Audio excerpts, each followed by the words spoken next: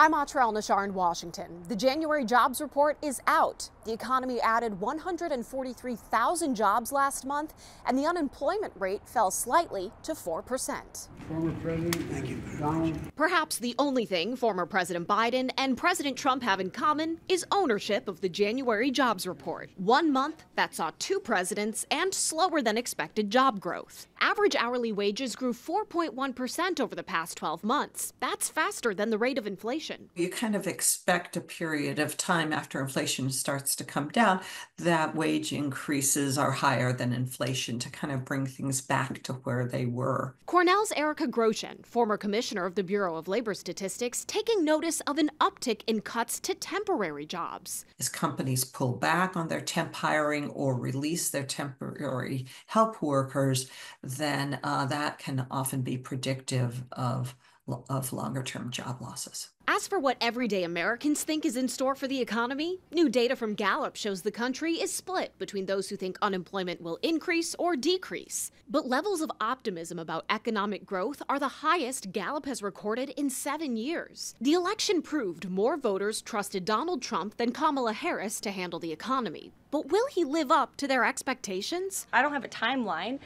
but the president is doing everything that he possibly can to reduce cost of living for Americans at home. The president's main economic action so far has been imposing tariffs on China, which most economists say will raise prices on Americans. Another source of pain has been high short-term interest rates brought on by the Fed to fight inflation. The new Treasury Secretary Scott Bessent believes the president's deregulation agenda will in turn lower long-term rates. So we are less focused on the specific of rate cuts and how do we get the whole curve down.